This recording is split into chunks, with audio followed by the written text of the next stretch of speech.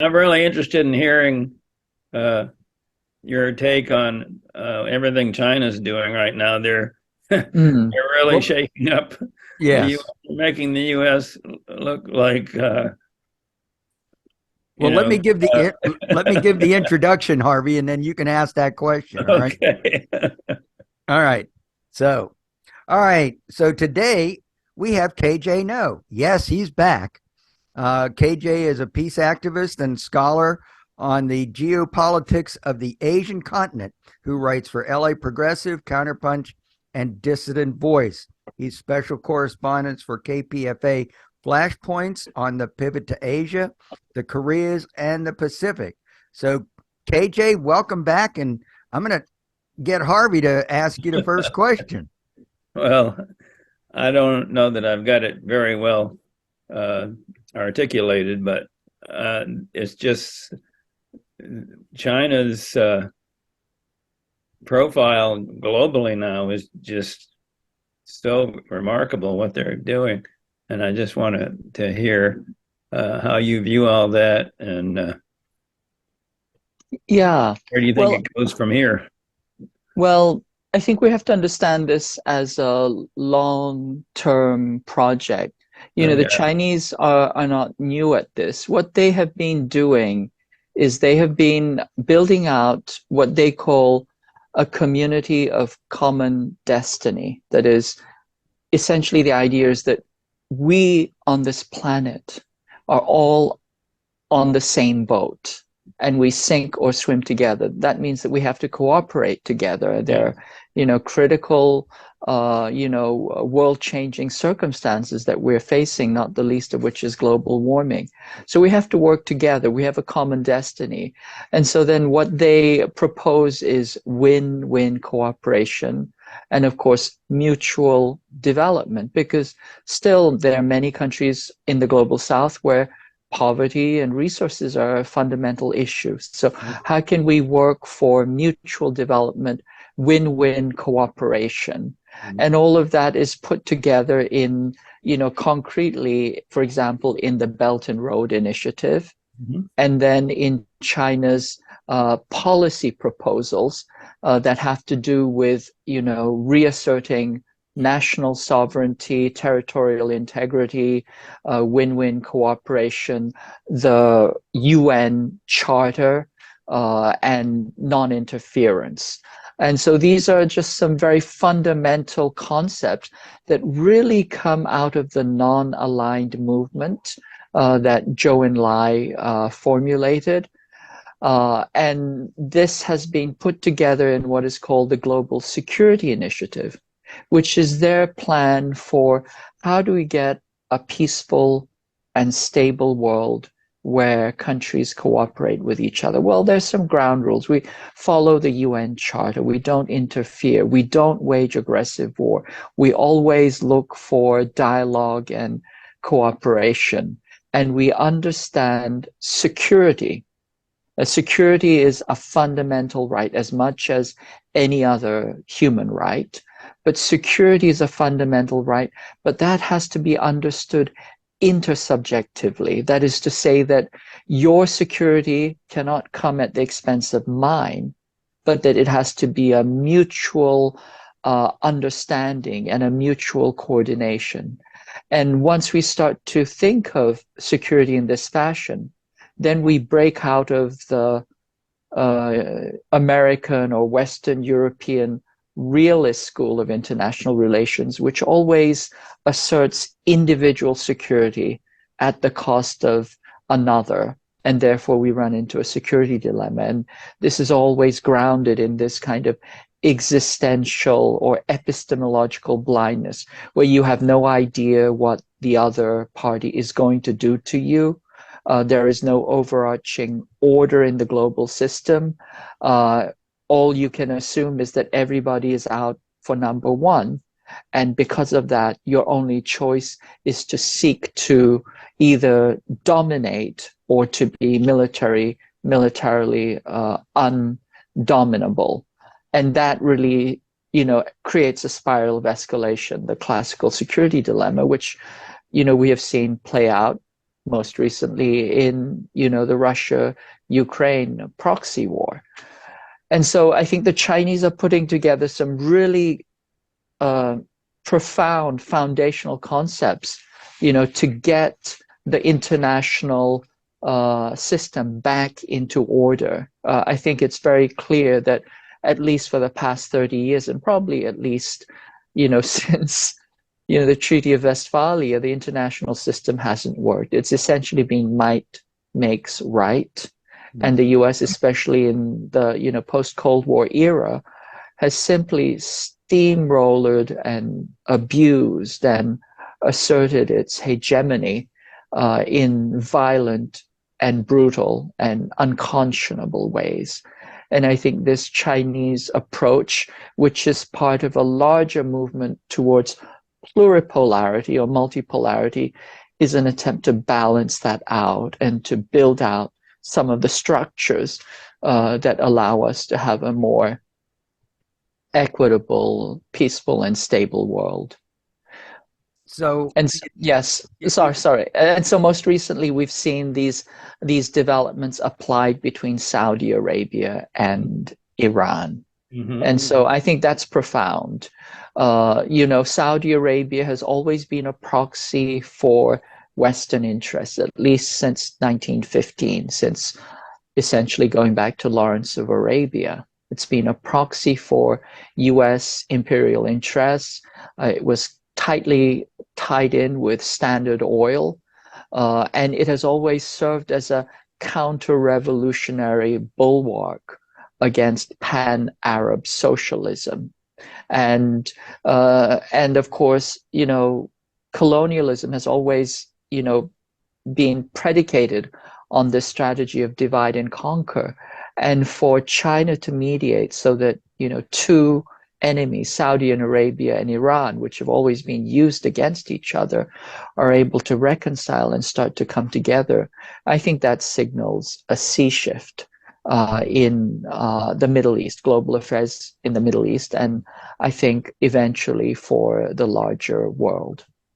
I haven't seen anything, but have you seen anything specifically related to that agreement that China put together from the United States? I've not seen a United States reaction to that, but I saw that and I thought that is really surprising. Well, I mean, I've seen a little bit, but given how extraordinary it is, the amount of attention that has been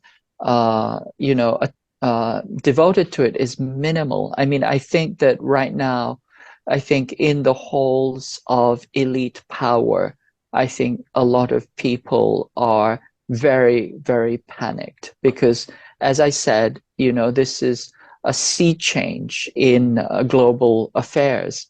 And Saudi Arabia is not simply a matter of a reliable bulwark and ally against liberation movements or pan-Arab liberation movements, socialist pan-Arab socialism, but it is also the underpinning of the US petrodollar, which is the foundation of the United States' exorbitant privilege, its privilege as the global reserve currency, which then gives the US this unlimited credit card with which to wage war. Petroleum is still the lifeblood of the international capitalist order.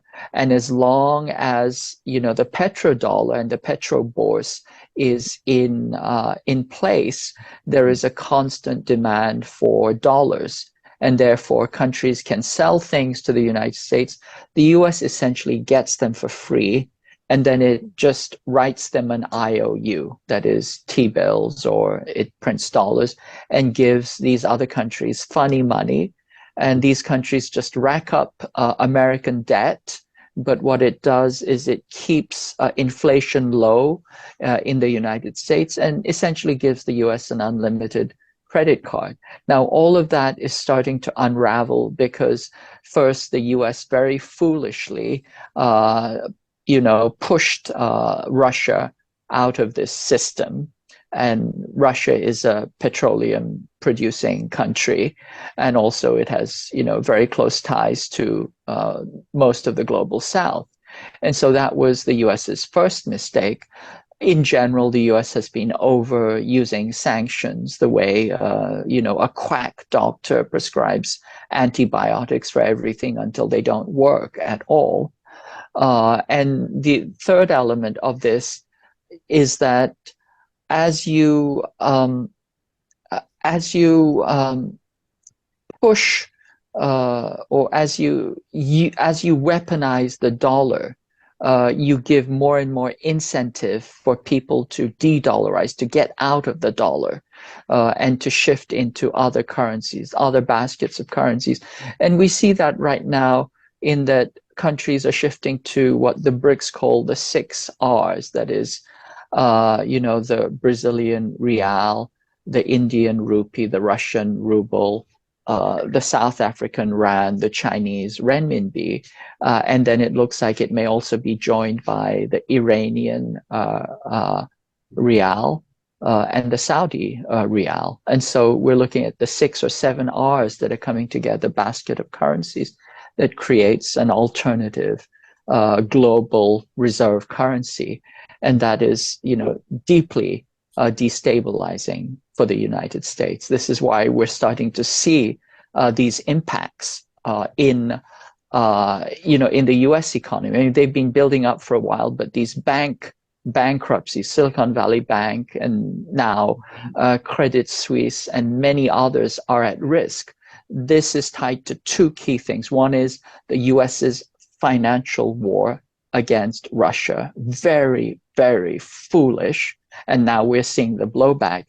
But even before then, the US's financial war against China, by waging financial war against China and by trying to split the global economy, which is so deeply intertwined and so deeply dependent on China, by trying to cleave that and to isolate China, what they've essentially done, it's like you have conjoined twins. And you try and separate them by force, and you forget that the other twin has the heart and the brain. I mean, this is what's happening right now.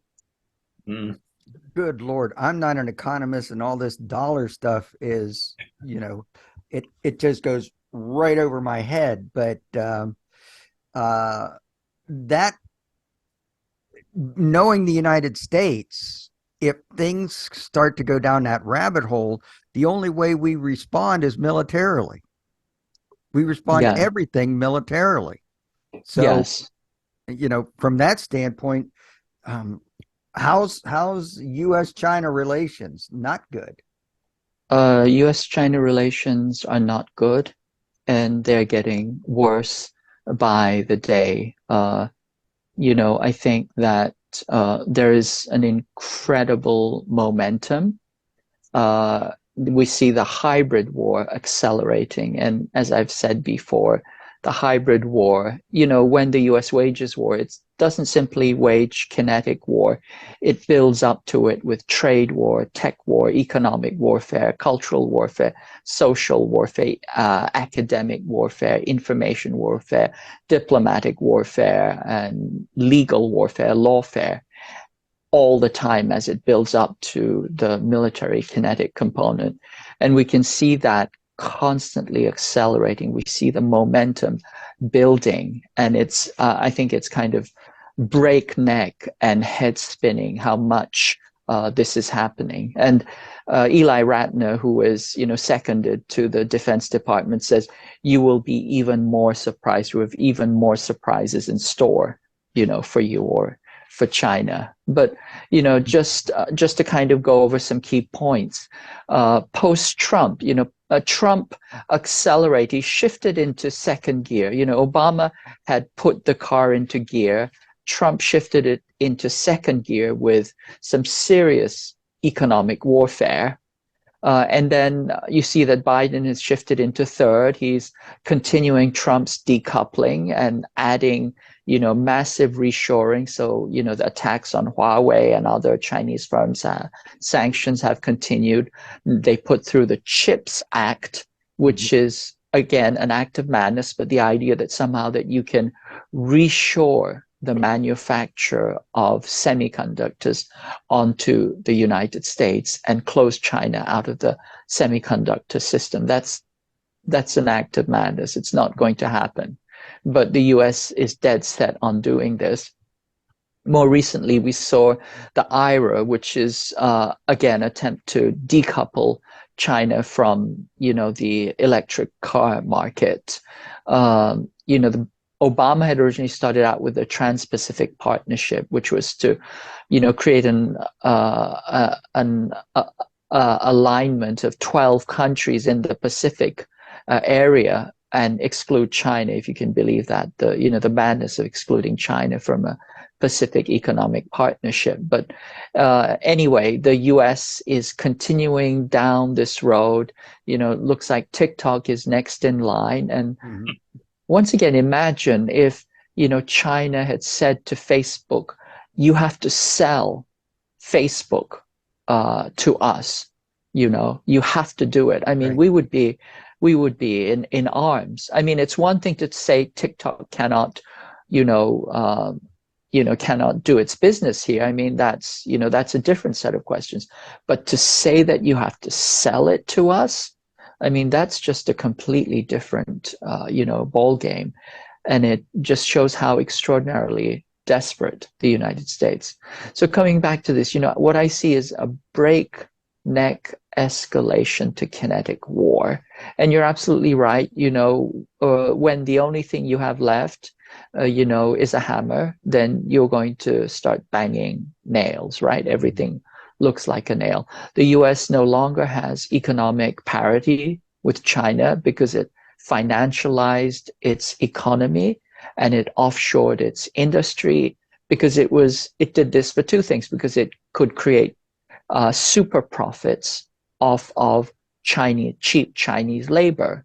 It also was gambling that if it did this, it could also bring down the Chinese system, kind of corrupt it with capitalism, and eventually, force it into a situation like the Soviet Union, where the Chinese would become either completely corrupt and capitalist, or they would fall to pieces because of their own, internal contradictions of a Potemkin state. It was partially a collapsist doctrine, and it was partially, this regime change approach, and it was partially just, let's steal as much, exploit as much as we can.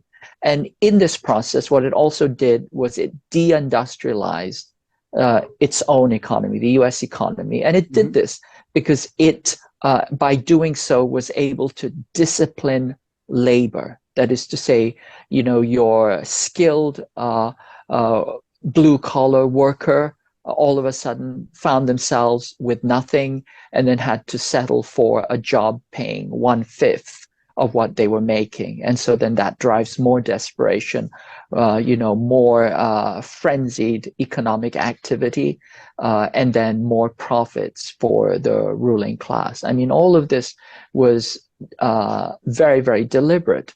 But the one piece that didn't work out for the ruling elite was they expected China to either subjugate itself to the US global system, because all countries have done that historically since 1945.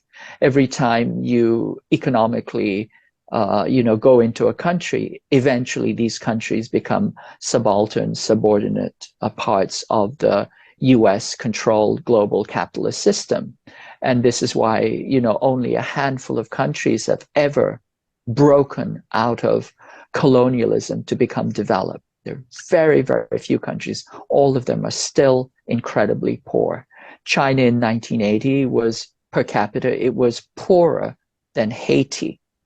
And if it had continued going down the US, what the US designs, it would still be as poor as Haiti. It would just be a massive Haiti, but it's not. It's hundreds of times wealthier than Haiti, and it has ended poverty. It has increased it's doubled its life expectancy. The life expectancy in China currently is longer than the United States. Maternal mortality is 1/2 of the United States. I mean, it's just a country that goes from strength to strength to strength.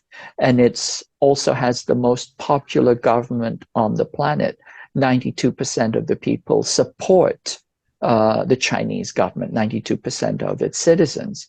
And so what it did was something was kind of extraordinary, was it broke out of this imperial capitalist chokehold, and it developed on its own terms. It said, we're going to develop, but we're not going to become subordinate or subaltern. We're not going to become capitalist, although we will borrow elements of a market economy in order to build out our productive forces in order to create wealth, which we will then use to lift everybody up. And we will not become westernized or Western liberal, which is always the traditional assumption that in order for a country to modernize, it has to become westernized and capitalist. Chinese broke that mold. And in doing so, they broke ground, or they broke the ice for other countries to do the same, so much so that they've actually created an alternative pole of development. I mean, this is the newly developing multipolar order. And because China is doing that, the US cannot tolerate that. And it's reaching into its arsenal. And it still has a few quivers, a few arrows left in its quiver. One of them is its extraordinary military power. So that's what it's leaning on. And related to its military power, the US still has an extraordinary strength in information warfare because it invented PR and advertising. It knows how to do information warfare. It knows how to do propaganda. It's the most skilled propagandist on the planet. And so you see the constant demonization, delegitimation, threat mongering against China, which it is using to build out its cause for war against China, and hence the daily insult of lies and canards and misrepresentations and just rancid libel against China every single day.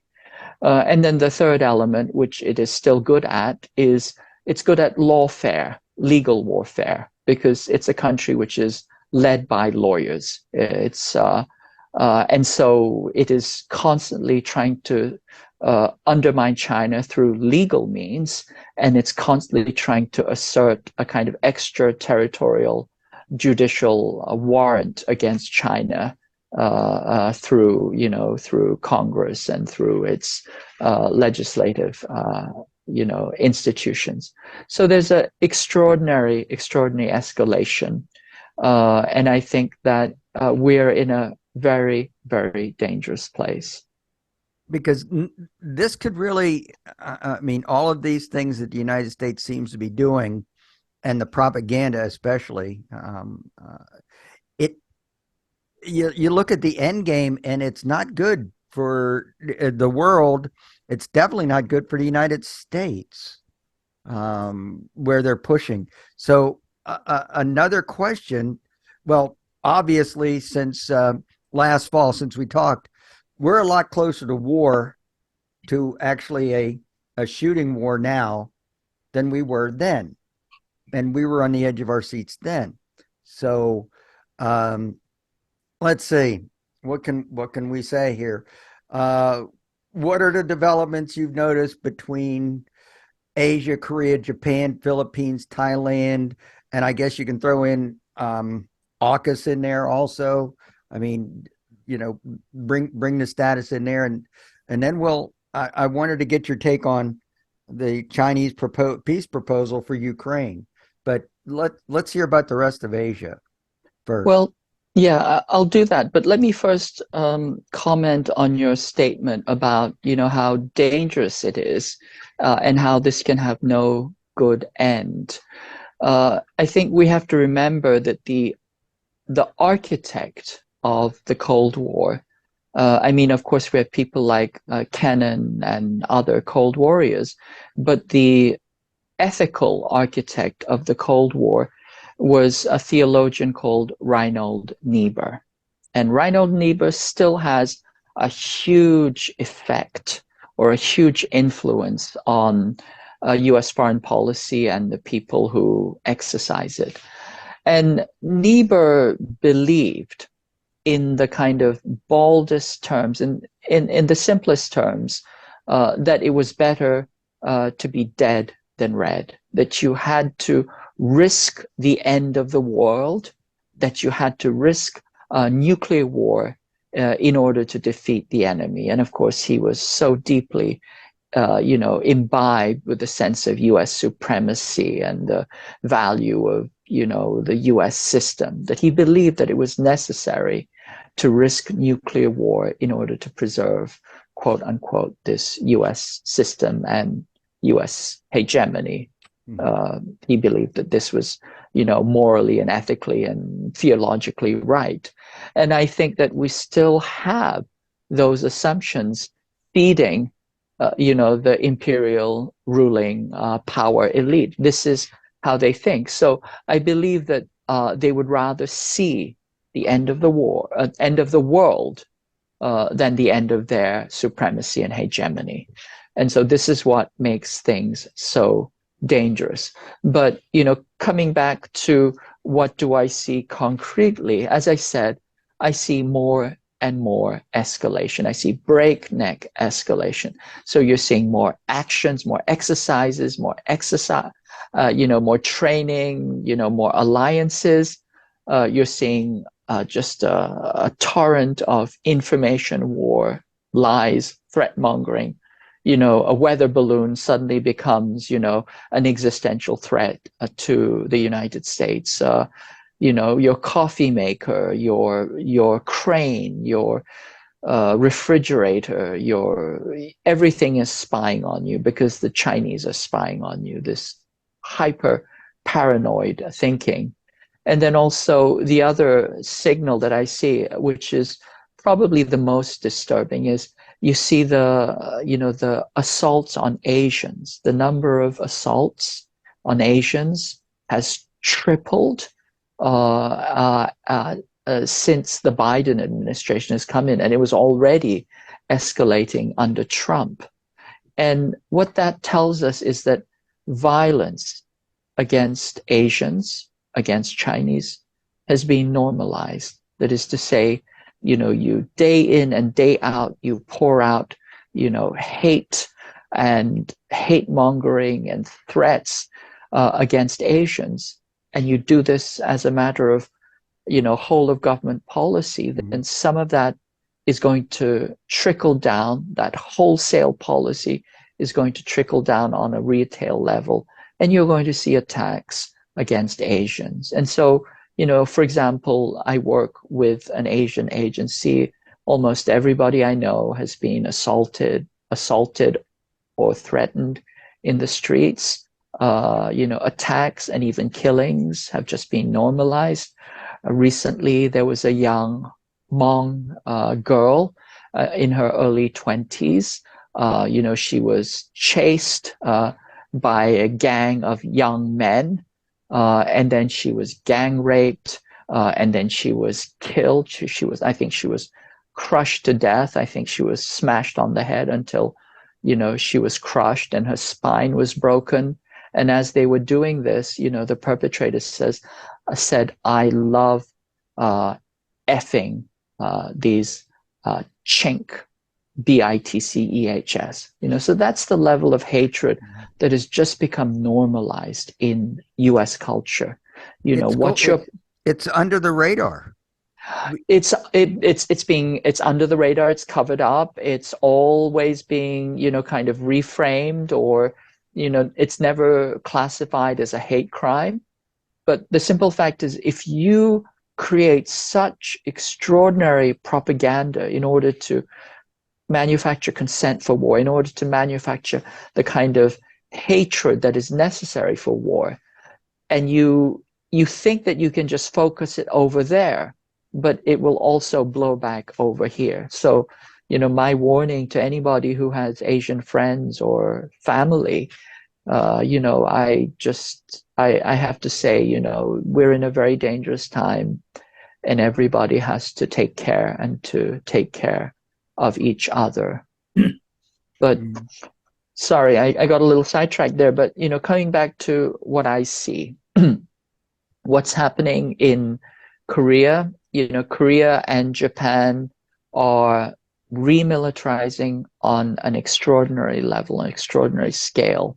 They've traditionally been enemies, Korea and Japan, but the US has kind of forced them together in a shotgun wedding.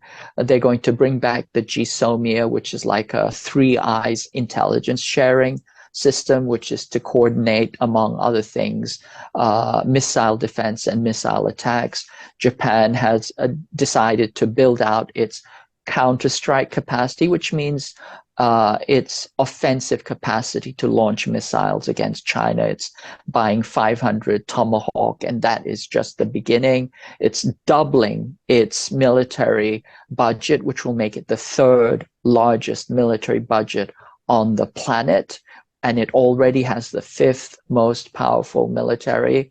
Of course, Korea has the world's largest military manpower that the United States has operational control over, that it controls the South Korean military under wartime, which it can declare anytime by declaring DEFCON 3. And so you have Korea, Japan, and the United States also aligning now with the Philippines. And so now there's the JAFAS, the Japan-Philippine-US alliance. They're building out 4 more bases because they're right next to, the area where they expect war in Taiwan, and also is a chokehold against the traffic through the South China Sea, which is another way of destroying China's economy. And then you see that Taiwan is being packed full of weapons. It's being turned into a porcupine, or more accurately, a suicide porcupine. That is, the United States wants to do with Taiwan Island what it has done with Ukraine, which is to fight to the last Taiwanese. And the Taiwanese have just increased the length of their military conscription by 3-fold. It used to be 4 months, now it's a year. The US has passed the Taiwan Taiwan Policy Act, which they renamed TERA, and then passed it under the NDAA. And inside that, there are very specific elements that talk about making sure that the Taiwanese fight and that none of their troops defect or are, sympathetic to China, which actually a lot of them are. There is all this stuff around not just policy, but also plans for, it's just recently been released that the US has plans to destroy Taiwan's semiconductor factories if it ever got into a war. And so you can really see the kind of suicide kamikaze aspect of this, that they really want to use Taiwan as, kind of a suicide bomber. They're strapping a suicide bomb onto the island without any consent of the will of the people on the island, who are adamantly opposed to that. And nobody wants war, and everybody wants the status quo, but the US wants to impose this on it. CSIS, which is the Center for Strategic and International Studies, it's a Warhawk think tank, just released a war game in which they said that the US could win a war with China over Taiwan. It would be a Pyrrhic victory, but it would win. And this goes against every other war game that has ever been reported on. The Pentagon did 18 iterations of war games with China, and every single one of them said that the US would lose, and it would lose faster and more, in a more devastating fashion each time they ran the war game. But the CSIS war game very conveniently says that the US will win. And of course, it says that we cannot speak to the effects that would have on the people of Taiwan. That is a political issue. But of course, we know that the people on Taiwan Island would be completely obliterated. They would become cannon fodder. And so everywhere, in all directions, you see this escalation, both in operational, logistical, tactical training, political, and ideological alignment in order to prepare for war. Remember, this war is designed to happen along China's littoral waters, its coastal waters. There's the first island chain that surrounds China, which the US has packed full of bases and weapons like dragon's teeth. It's so dragon's teeth all around China. And then this goes all the way from Japan, Korea, Jeju Island, Okinawa, the islands of Okinawa, Taiwan, which is the centerpiece, and then it goes into the Philippines, and then it spins down and goes into the Pacific Islands and goes all the way to Australia. And so Australia has just recently completed its AUKUS pact, Australia, UK, US, alliance. And on the surface, it looks like it's Australia's plan to purchase 3 to 5 Virginia-class submarines, nuclear submarines, over the next decades. But what it really is it's the agglomeration or the consolidation of a Five Eyes, or here, Three Eyes, Asian Pacific NATO. And the key element of the AUKUS deal will be for the US to use the port of Perth in Australia as a submarine base with which to launch and to resupply nuclear-powered submarines for nuclear warfare. The Australians say, it's not about nuclear weapons. It's just, we just want nuclear-powered submarines. But, that's absurd. It's like saying, I'm building a wine cellar, but I'm just going to store, bottled water in it.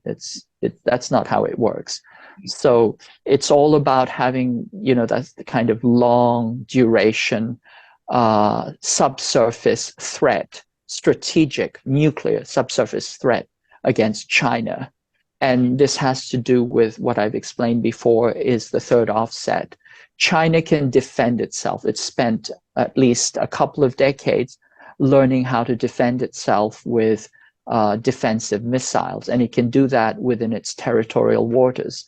The US response against this territorial defense is to disperse its threats, disperse its weapons platforms and its power projection platforms as much as possible.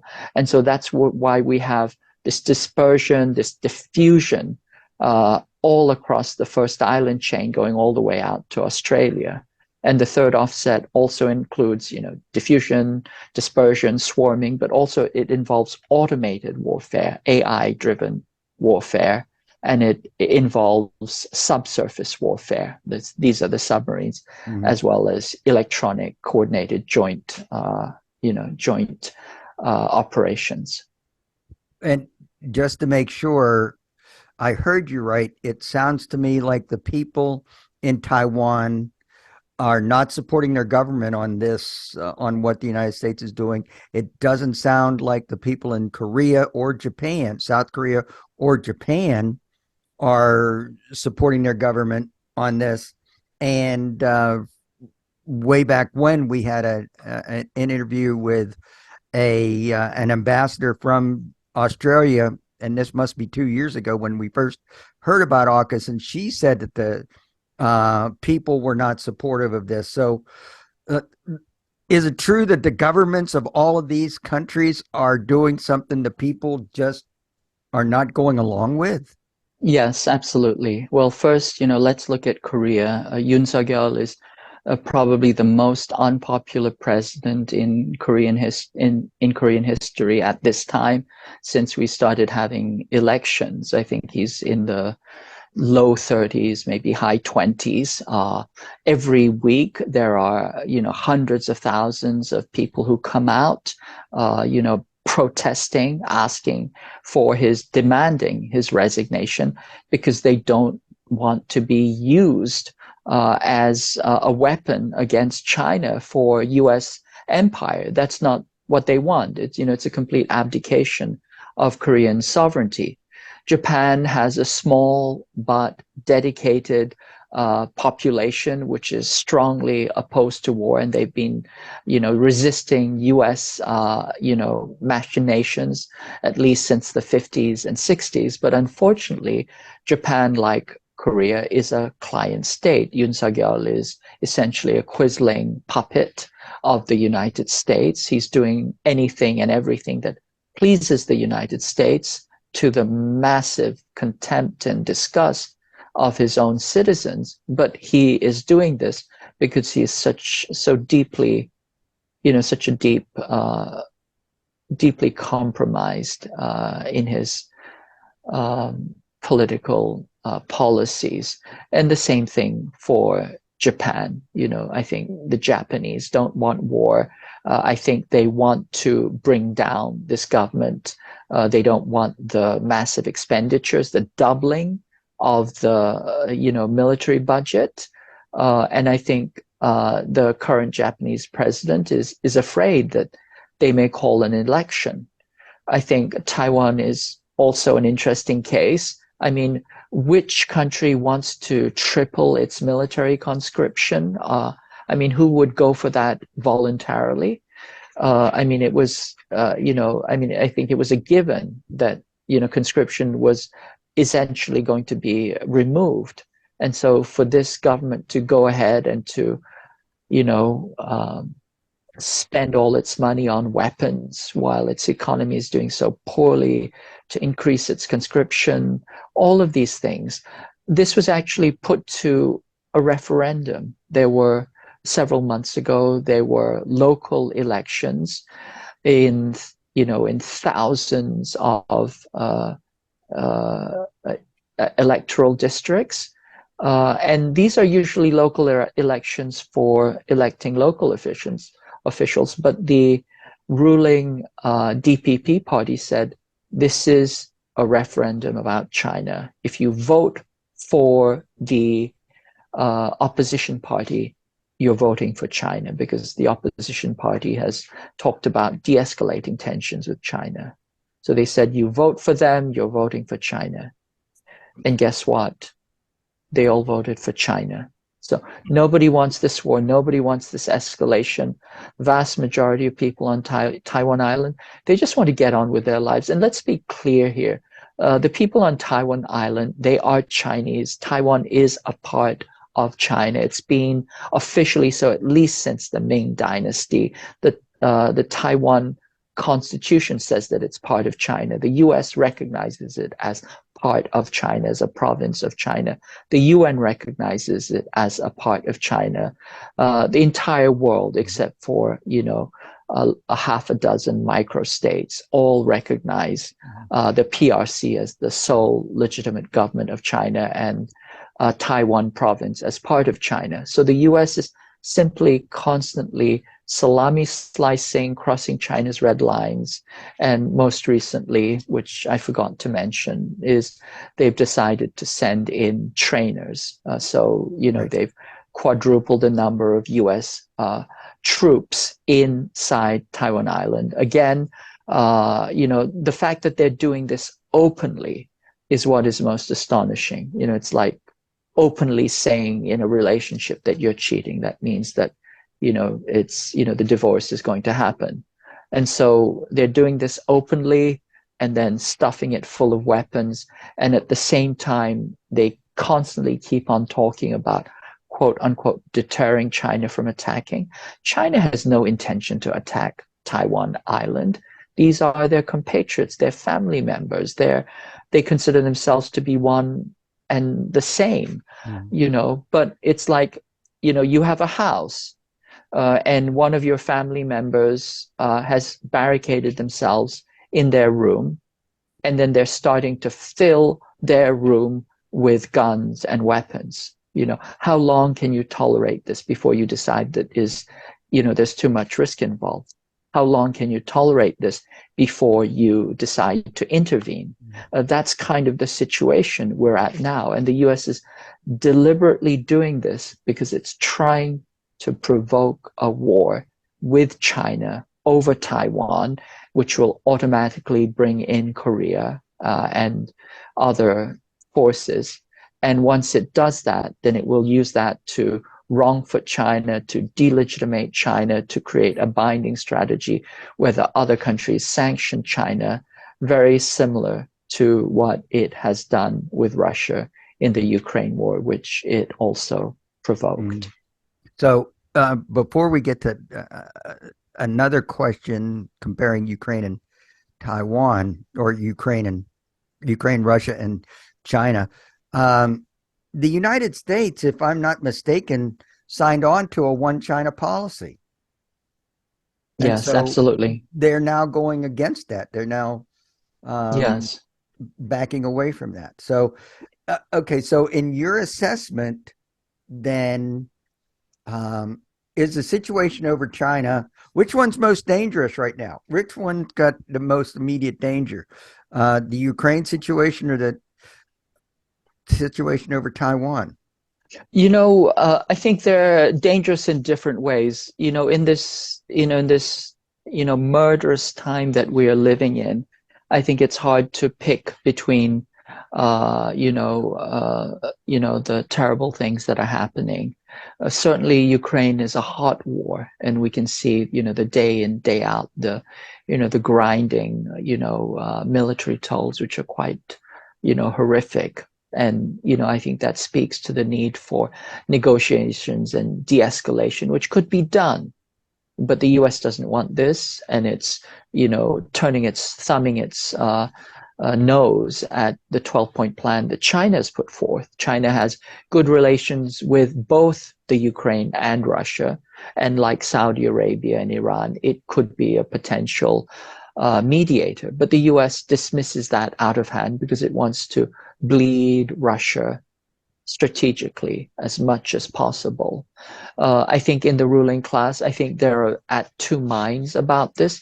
We know from everything that is being put out doctrinally, strategically, ideologically, that they see the ultimate goal as to contain and take down China. China is the ultimate goal. China is the threat. The question for the American ruling elite is, does the road to China go through Russia? That is, do we knock out Russia first, and then do we attack China from the Pacific and along the Western Front, or do we kind of put Russia on a simmer and kind of come around and take out China and then take Russia out, because China is currently the economic support for Russia, or do we wage both wars at the same time? I think the ruling elite is trying to figure that out, but what we see is a lot of signals seem to indicate that they believe that they need to pivot to China, that China is the key threat.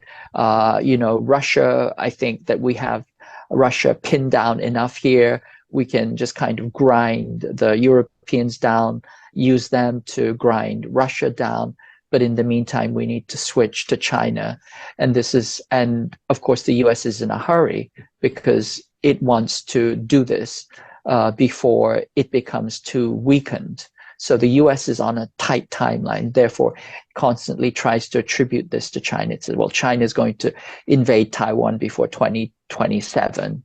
And then, General Minahan said, no, they're going to invade in the next 2 years before 2025.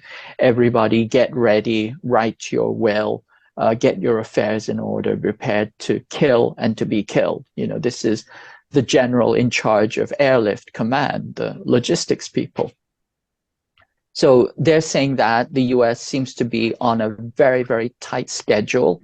It's the US which is in a hurry, but they are very, very determined to trigger some kind of war with China. And I think that is, once again, extraordinarily, extraordinarily dangerous and foolhardy, but I think they're so deeply committed to it. And I think they're trying to pivot to China. And I think they believe that they have done enough bloodletting with Russia.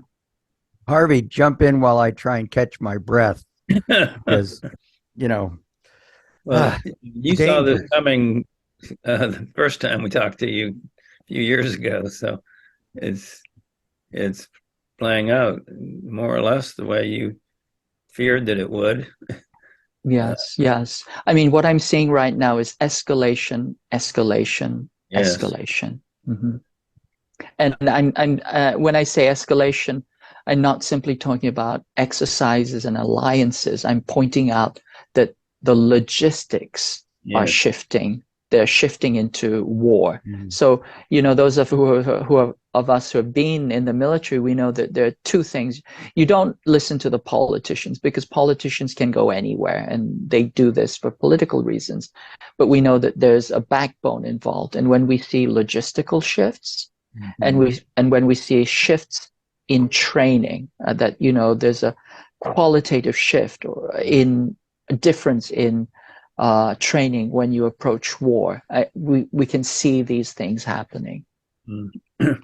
It's I guess it's a form of mobilization.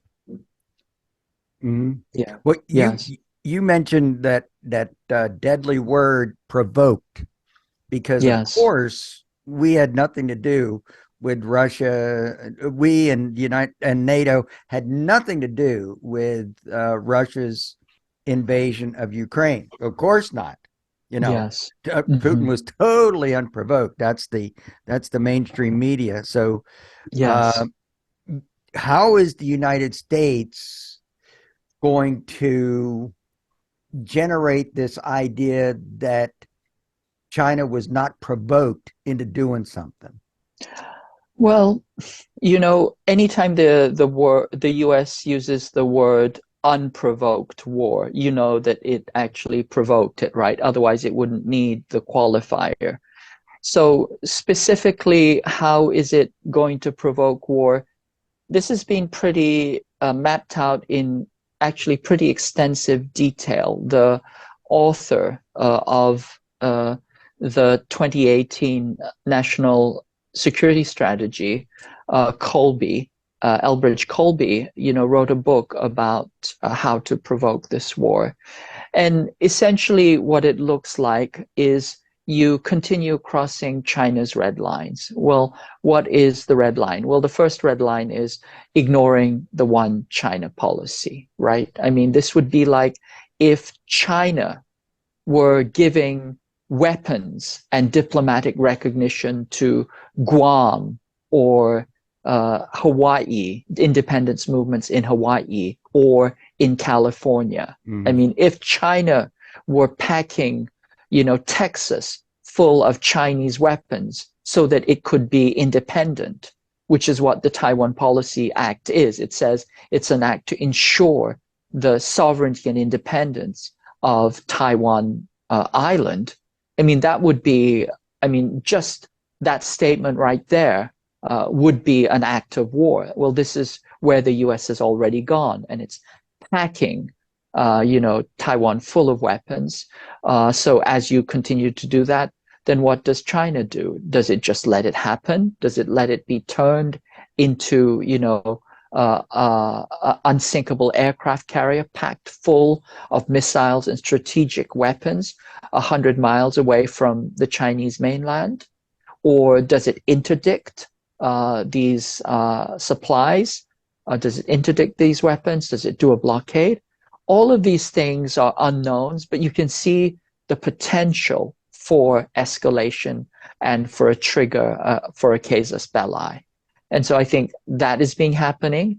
I think that also most people don't realize it, but there's an extraordinary escalation, once again, to war around or with North Korea. Right now, as we speak, there are two large exercises happening. Many of these are exercising decapitation, amphibious assault, B-1B bombers with stealth fighter escorts. This is just extraordinary escalation. And these exercises have been nonstop since the summer. They're about 20 times larger or 20 times more intense than what we've had in more recent years.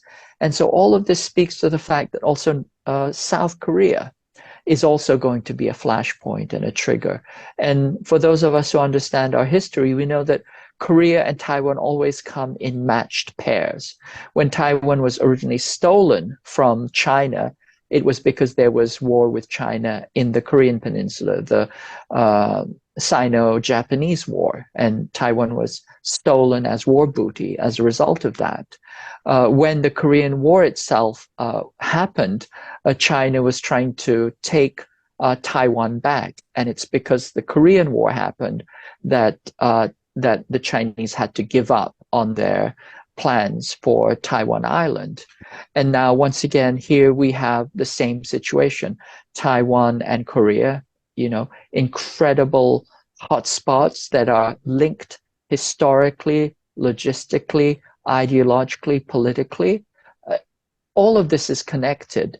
There's a ruling elite both in Korea and on Taiwan Island that are very, very pro-Japanese, that see themselves as practically descendants of the Japanese political class. And so we have that, rhizomatic connection that adds to the level of danger that is being prepared. And then the entire South China Sea is also an enormous flashpoint, and this has been war-gamed out explicitly. The US believes that if it starts a shooting war in the South China Sea, it doesn't have to win.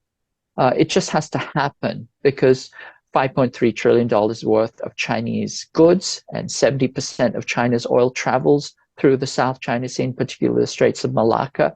All you need to do is mine that or have a shooting gallery there, and trade will stop. Ships will no longer traverse that area. And they believe that, within 6 months, you could see a 25 to 30% crash in China's economy. And so all of this is war gamed out. It's very, very specific. But, I think the way that I like to think about it is that, it's a little bit like, when you assess, let's say you're a clinical therapist and you're assessing somebody's risk of being a harm to themselves or being a harm to somebody else. Well, there's certain, boxes that you check off and you ask, is there a history of this? Yes. Are there certain circumstances or life events that are increasing the likelihood of risk? Yes. Is there ideation? Yes, there's been a lot of ideation. Are there plans? Yes, they're very specific plans. Do they have the means? Yes, they have the means. How specific are the plans? Well, the plans involve timing. In fact, they have a deadline to them. They have, they're all about location. There is availability. There is lethality, increasing lethality, and they're clear preparatory acts. And so I think all of this signals is that, and plus, there's the withdrawal and the anger and the recklessness that you see. All of these paint a picture in which things are becoming very, very dangerous. And I think we have to be mindful of these signals. When weapons are being stashed or brandished, you don't wait, you don't excuse it. If you're being choked out, you don't walk away, you run away. They're qualitatively different signals that we're getting right now that let us know that, we are very, very far into this process of war. Good Lord. Well, we've kept you, of course, for an hour, and of course, this is always a quick hour. Mm-hmm. But with you, KJ, is there anything you wanted to say that you didn't get a chance to say? And Harvey, is there anything you wanted to say or ask along the way that you didn't get a chance? Well, I always just get distracted by, one particular event without understanding it in the larger context. But I just wondered, from your point of view, how you saw the Saudis. What do they see in this for them to out, pretty much uh, sabotage the U.S.'s role there and their plans? I don't have, a crystal ball into the Saudi, leadership, but I think they saw several things on the horizon. I mean, first, it's always been a conflicted relationship with the West, although they have been, kind of the loyal bulwark, the counter-revolutionary force against national liberation movements, against pan-Arab socialism, against Baathism, against, Nasserism. I think that they were reaching kind of the end of their, usefulness, partly because, their importance as oil producers was diminishing as the US was producing more. You could see that there were also tensions around quote unquote human rights, which are simply symptoms of further frictions going on. And then I think the Saudis were also reading the writing on the wall. I think that, as the leader of the Gulf Cooperation Council, they were building out, and this has been over a decade. They were building out relations with China through the Belt and Road Initiative, and once again, China has millennia-long relations with Iran, and it has almost always had good relations with Iran, Persia. Some of the first Jewish communities in China, which go back to the 8th, 9th century, they were originally Persian Jews who settled as traders and businessmen, and then they became what we refer to as the Kaifeng Jews, who spent a millennia in China without ever experiencing any anti-Semitism. It's kind of extraordinary. It's actually the only place on the planet where diaspora Jews were not subject to anti-Semitism. And so anyway, all this to say that China has a long and mutual history with Iran or Persia. And then the Saudis, as part of, and the entire Gulf Cooperation Council over the past decade, has been building relations, and they want what China offers, which is the development of infrastructure, the development of trade relations, and the development of technology and educational systems, and all of the things that really are about truly developing a country. Their relationship to the United States was essentially a security relationship. The US gave them quote unquote security. It sold them weapons in this massive boondoggle, and it took their oil. And in return, there was an agreement to recycle petrodollars into US treasuries. And so that was a very kind of thin, interest-based alliance. And I believe that the Saudi leadership, thinks farther and deeper than that. And they realize that para-colonial relationship ultimately is unsatisfying and not beneficial for them. And they wanted some of the real, benefits that they could get from having a genuine relationship with a burgeoning and growing multipolar system led by China. That is infrastructure development, technological development, and education. I think these are the core things that they were looking at. Well, that all makes sense now that you explain it, for sure. No wonder you people no wonder us in the United States is not getting it. It makes sense. So, Yes. KJ, anything that you wanted to say that you didn't get a chance to touch on? Well, I just want to emphasize that we are in the thick of this escalation, but that we don't have the option of giving up. I mean, this is such a dangerous moment that we have to do everything possible to prevent the outbreak of war. And so that means, working for peace any way and every way that you can.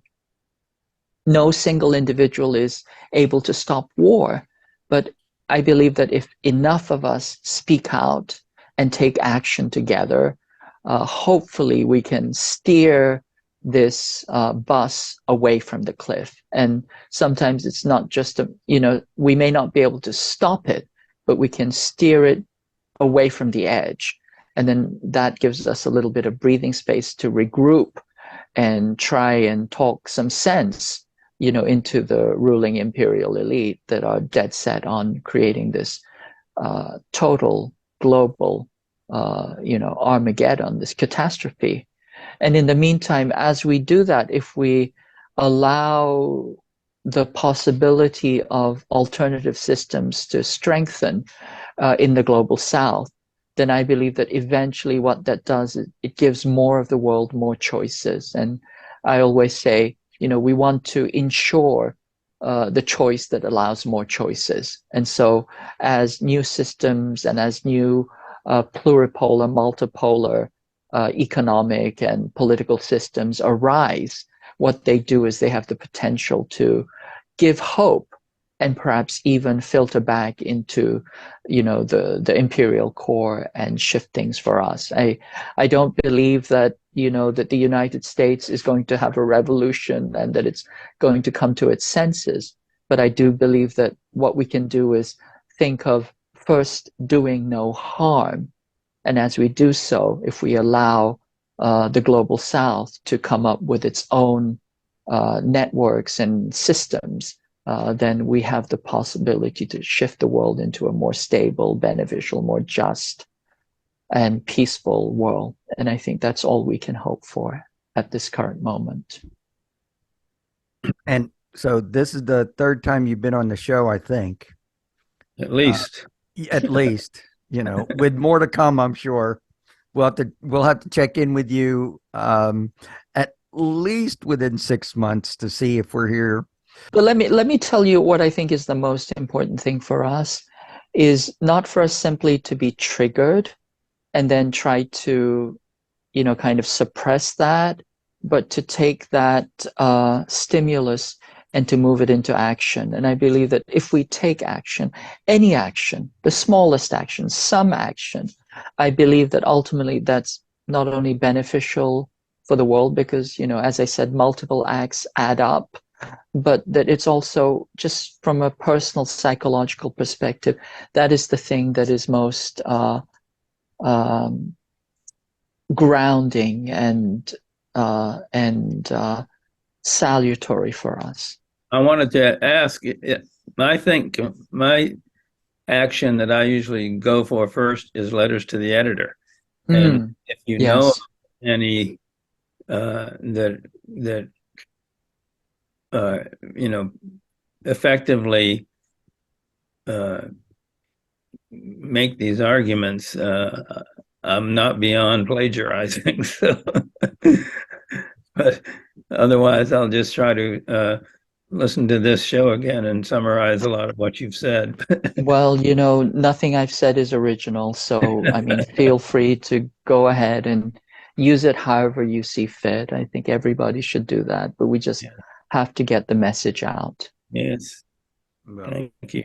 For sure. And keep hope alive. So, absolutely. So KJ, thanks so much again. This is March, so we will talk to you at least by September. So yes, hopefully with a more optimistic tone. That's right. That's right. Yes. All right. Take care. Thank you again so much for your time. And thank you so much. Pleasure. See ya. See you.